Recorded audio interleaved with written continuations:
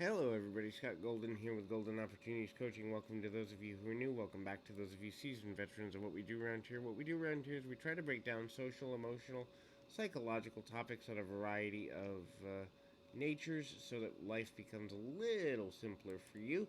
Out there, the listening public. We've got over 500 subscribers. Would love to get that doubled to 1,000 so we can start giving some money to charity and give back during these very difficult times post the year of COVID. Also, if you're looking to kind of take more control in your life, it is a good idea to do. But if you're looking to do that, there is a way to do that. Reach out to me. We'll set up a session to make that happen for you.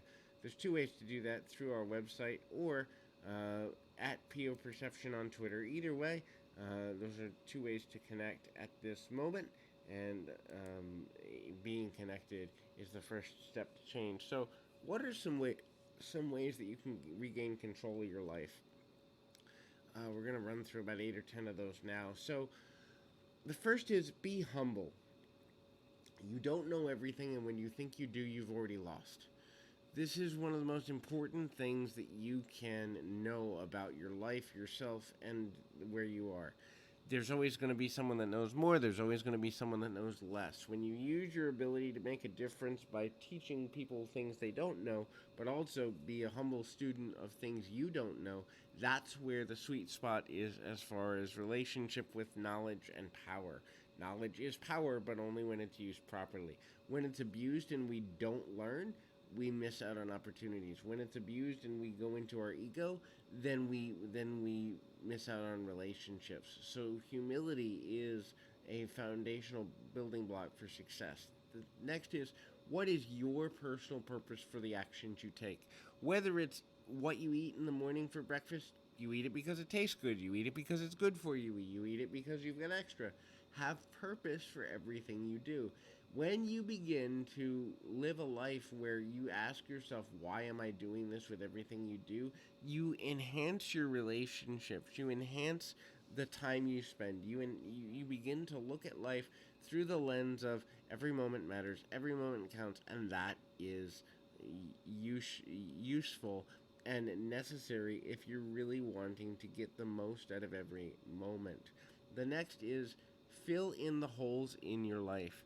Now, if that means that you have to spend more time trying to make new friends, great. If that means that you have to take a Udemy course or go back to school online or maybe get some coaching or counseling or maybe attend a support group, whatever you need to do to kind of address the blind spots in your life, the things that can take you off track unexpectedly and you don't necessarily know it, or the things that you know have routinely taken you off track and you never address them. Fill in those holes. If you want to control your life, you've got to tighten up those blind spots, because the more we give into our blind spots, the more off kilter we become. Live in the middle is the next value here. So, whether it's politics, religion, opinions on how to raise children, opinions on how to handle finances, opinions on how to, um, do anything in life, live in the middle. Your way is not going to be 100% right for every person you meet. Their way isn't going to be 100% right for you.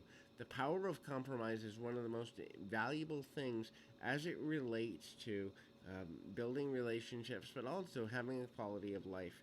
When you live from the middle and you search for neutrality in the beginning of every decision you make, you begin to eliminate making emotionally based decisions. Now, a lot of people love making emotionally based decisions, getting swept up in the moment.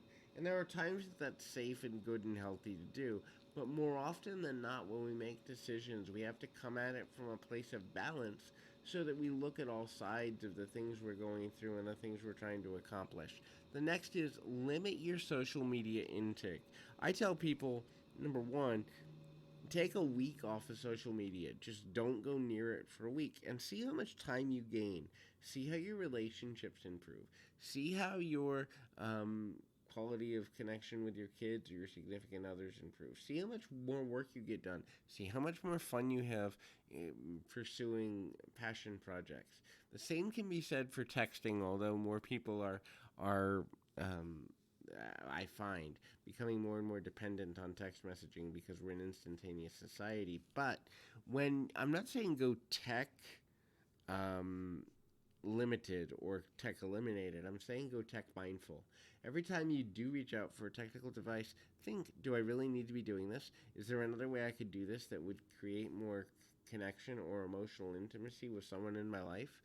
And if the answer is yes, do that instead. And then look at your life and see how your life is changed primarily for the better in that way. The next is do the foundational things well and do them consistently.